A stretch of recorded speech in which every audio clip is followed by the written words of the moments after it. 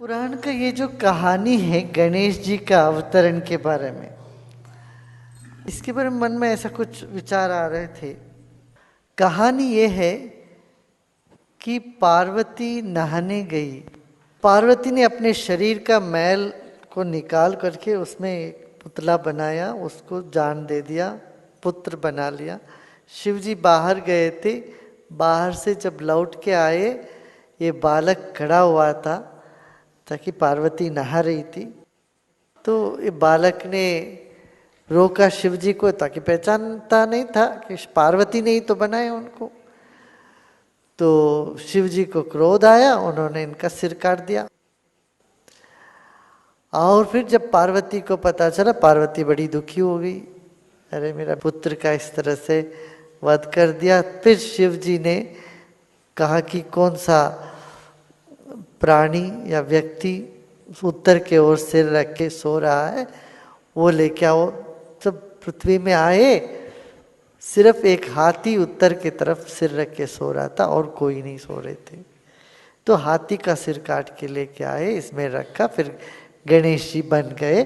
फिर उनको वरदान दे दिया, ताकि गुस्सा क्या तो वरदान भी देना पड़ेगा।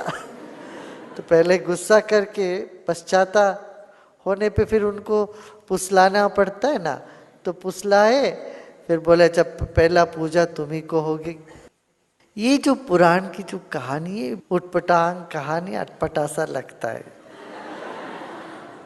क्या पार्वती के शरीर में इतना मैल जमा हुआ था? पहला प्रश्न। दूसरा, जो त्रिकालक ज्ञानी सब कुछ जानने वाला ईश्वर को ये नहीं पता चला कि ये मेरा बेटा है, पार्वती का बेटा है। अच्छा, तीसरा प्रश्न ये कहते, अच्छा शिवजी इतना, उनमें इतना ये असहनशीलता थी क्या? किसी ने बोला तुम रुको अभी, तो उनको रोकने के लिए भी मना करे। इतना अहंकारी था सदाशिव, ताकि वो बच्चा है, वो कह रहा है रुको मैं अभी नहीं जाने दूंगा, तो उसका सिर काट दे। कितना क्रूर कठोर भगवान होगा तुम्हारा ये, और नासमझी होगा। मान लो आपको कोई गार्ड कहीं रोकता हो तो आप उसका सिर काट दोगे, चाहे आप ही के घर का गार्ड क्यों ना हो। माने शिव इतना क्रोधी, असहनशील, अज्ञानी, और पार्वती इतना मैल डोलने वाली, और अपने मैल से ये बच्चा बनाने वाली। तो जो आस्था नहीं रखते हिंदू धर्म में, वो इस सब कहानी को ले ले करके हिंदू धर्म की खूब पिटाई करते हैं, और हमारे देश के, हमारे धर्म के जो युवकों को इसमें से हटाते हैं। और इसका जवाब देने के लिए हमारे पास कुछ नहीं, किसी को पता ही नहीं है। अच्छा, बच्चा का शरीर छोटा है, हाथी का सिर इतना बड़ा है, उसके ऊपर हाथी का सिर रखा, और इतना भी समझदार नहीं है कि ये चूहे पर कभी चढ़ नहीं सकता है, तो उसका वाहन दिया चूहा। इतने से चूहे के ऊपर आदमी, वो आदमी के ऊपर इतना बड़ा सिर। किसी को कोई इसका माप तोल का, मापदंड का कोई ज्ञान ही नहीं होगा, या बदला लेने के लिए किया होगा इतना शिवजी ने किया हो। चूहा उनका वाहन यदि शिवजी ने दिया है, तो कितना क्रूर कठोर होंगे तुम्हारे भगवान। भगवान कैसे कहोगे तुम्हारे इस तरह का जो जुल्म करने वालों को? ये पूछते हैं। अरे मासूम बच्चे को इतना सजा देते कोई? चूहे पर चढ़ के जाओ, सिर काट दे उसको।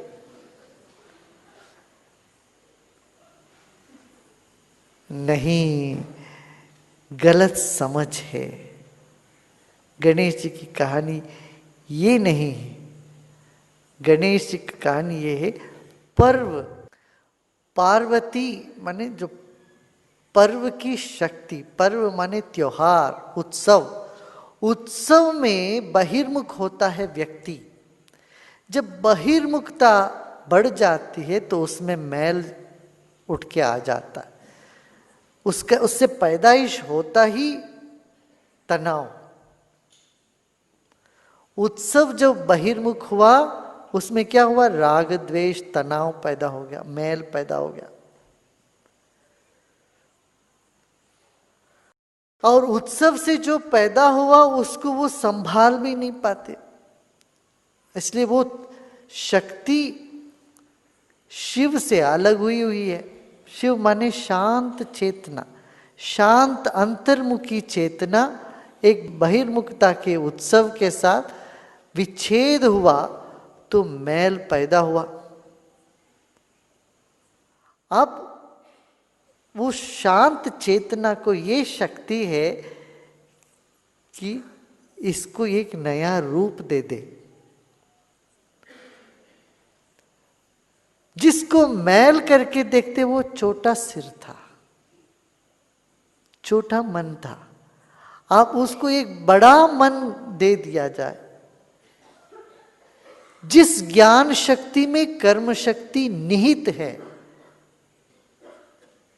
ऐसा रूप दे दिया जाए।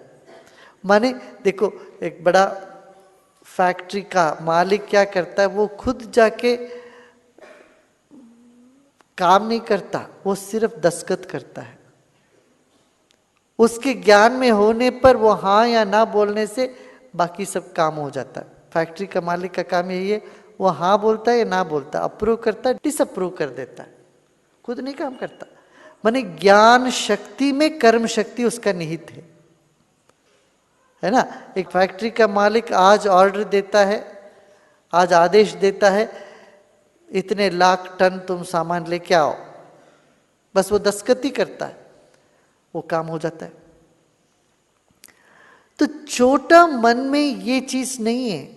बड़ा मन जो है, विशाल सिर माने ज्ञान, जिसमें ज्ञान शक्ति कर्म शक्ति एक साथ है, वो हाथी का सिर है। माने उसका सूंड से ही वो सारा काम करती है, हाथी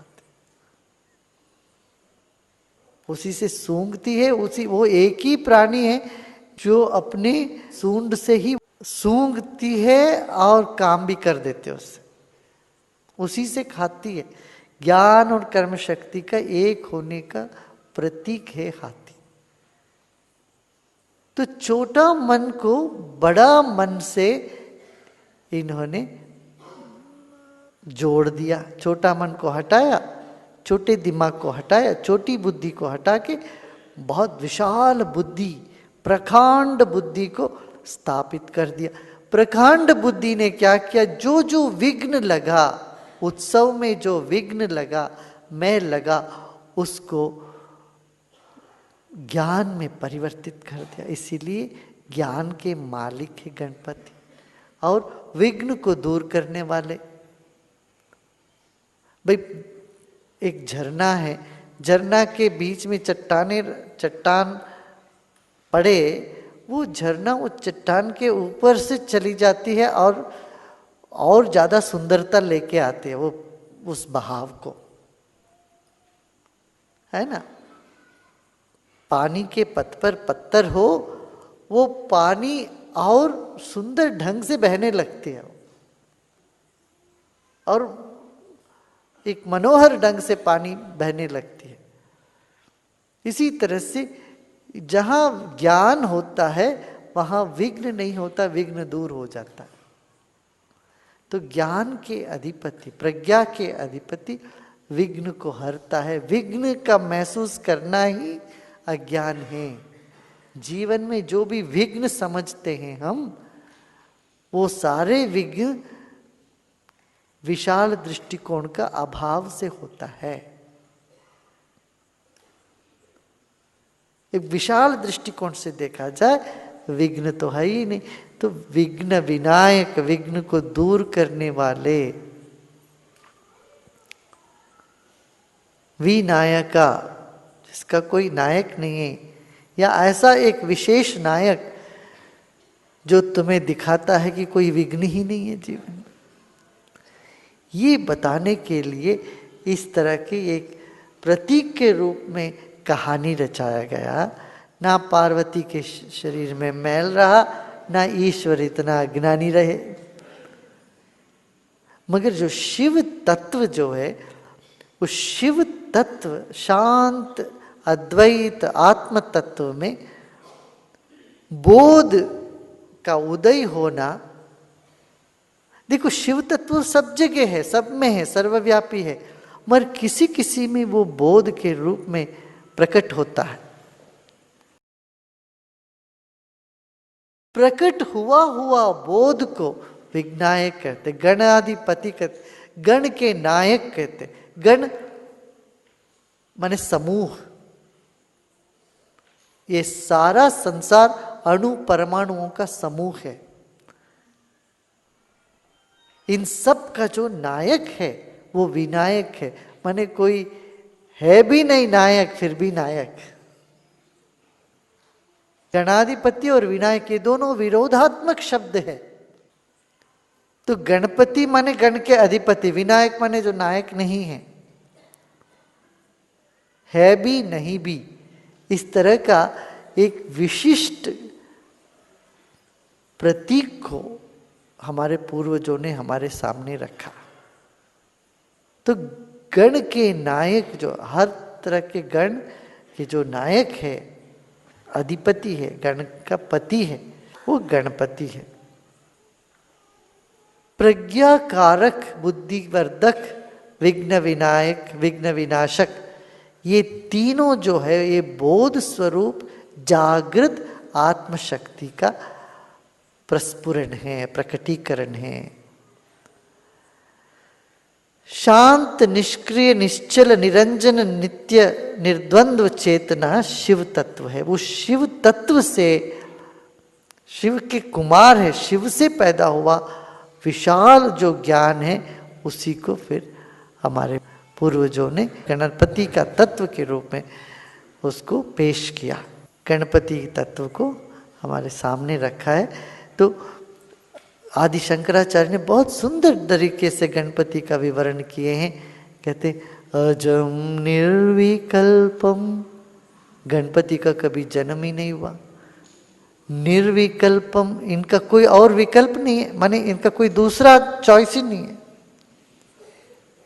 गणपति है और दूसरे भी है क्या? नहीं, दूसरे कोई है, निर्विकल्प, वहां कोई और विकल्प ही नहीं है।